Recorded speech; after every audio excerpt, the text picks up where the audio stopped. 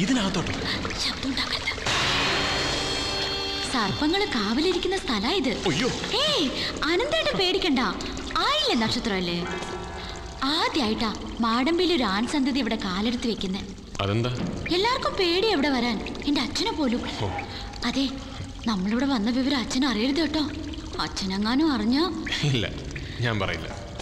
എന്നാ ഐശ്വര്യായിട്ട് സകല നാഗദൈവങ്ങളെയും മനസ്സിൽ ധ്യാനിച്ചുകൊണ്ട് ആ പൊത്തിനകത്ത് കൈയിട്ട് താക്കോലിങ്ങെടുത്തേ. ഈ പൊത്തിനകത്ത്? അതെ, ഈ പൊത്തിനകത്ത് കൈയിട്ട് താക്കോലിങ്ങെടുത്തേ. പേടിയുണ്ടോ? പേടിയില്ല, പക്ഷെ പേടിപ്പിക്കാതിരുന്നാ മതി. എന്നാ എടുക്ക്.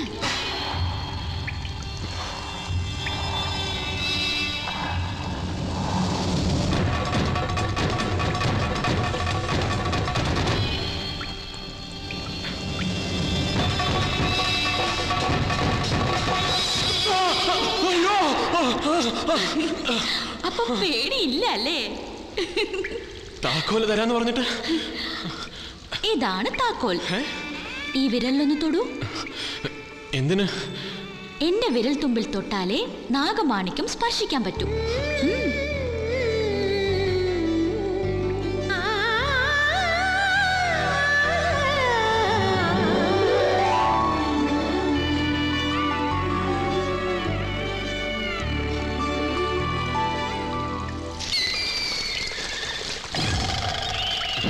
ഇതാണ് മാന്ത്രികപ്പുര.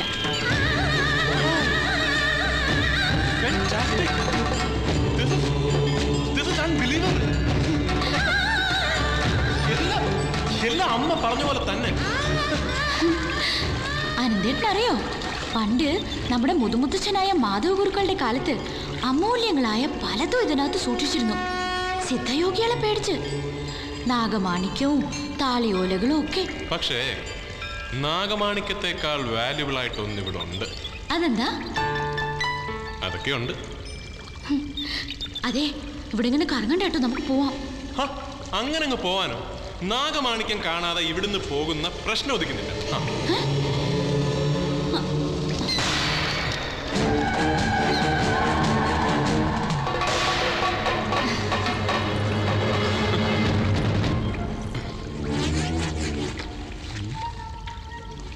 ഇതിനകത്താണ്.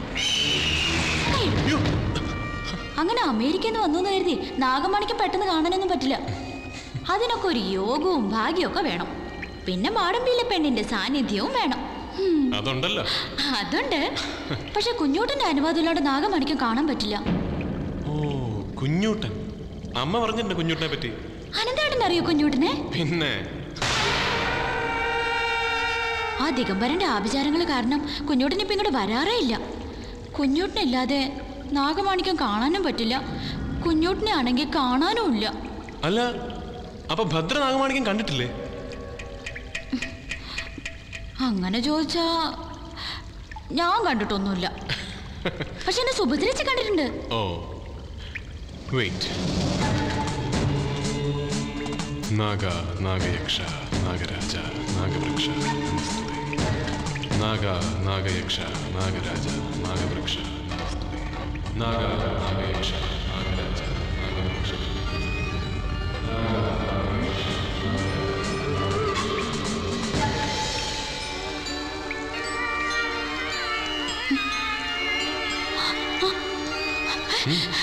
കുഞ്ഞൂട്ടൻ,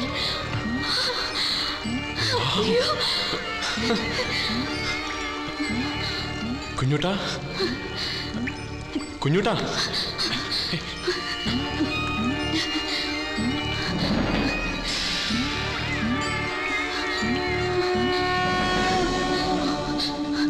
മനസ്സിലുള്ള ആഗ്രഹം സത്യസന്ധവും പരിശുദ്ധമായിരിക്കണം. എങ്കിൽ മാത്രമേ നാഗമാണിക്യം ദർശിക്കാൻ കഴിയൂ. നല്ലോണം പ്രാർത്ഥിച്ചോണേ ഭഗവാനെ. അനന്തേട്ടന്റെ ആഗ്രഹങ്ങളൊക്കെ സാധിച്ചു കൊടുക്കണേ. എൻ്റെ അമ്മ ജീവിച്ച പോലെ ഇഷ്ടപ്പെട്ട ആളിനോടൊപ്പം എനിക്കും ജീവിക്കാൻ സാധിക്കണേ.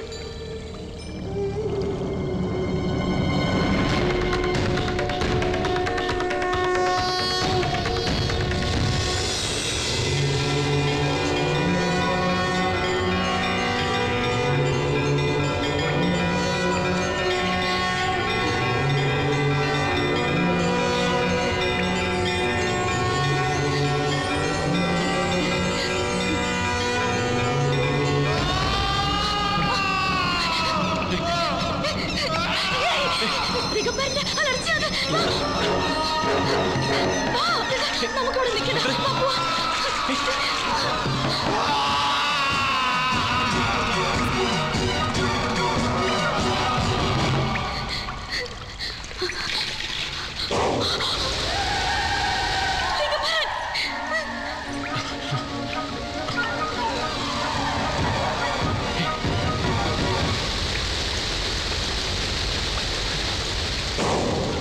ഭദ്രേ, ഭദ്രേ,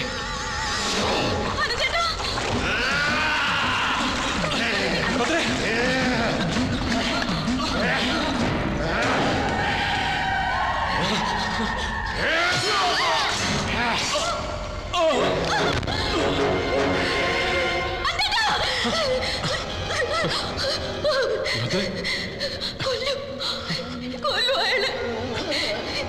നാഗമണിക്ക് സ്വന്താക്കാൻ എന്റെ സുഭദ്രേച്ചിയെ കൊന്ന പോലെ എന്നെയും കൊല്ലും അയാള്. കൊല്ലുന്നു? ഭദ്രേ, എല്ലാരും പറയണ സുഭദ്രേച്ചി കാണാതായെന്ന. ഭദ്രേ, ഭദ്ര ഒന്നും കൊണ്ട് വിഷമിക്കണ്ട, ഞാനില്ലേ.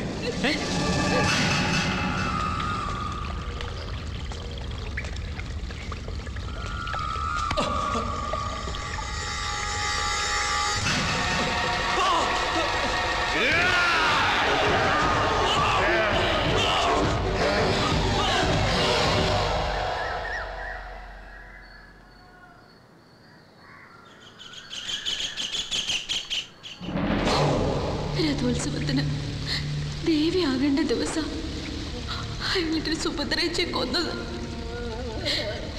ശരീരം പോലും കിട്ടിയില്ല.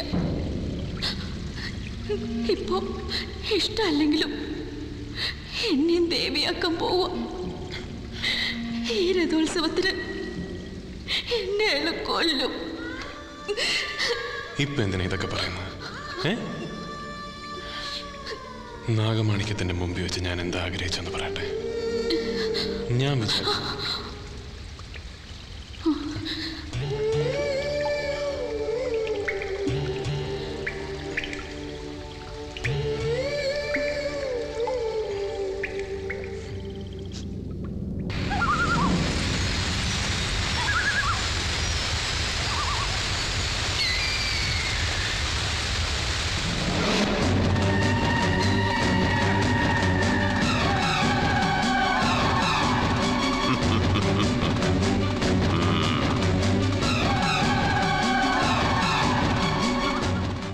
ഞാനിപ്പോ ഭരണപക്ഷത്താ. ഇപ്പൊ കേറിയാട്ടെ.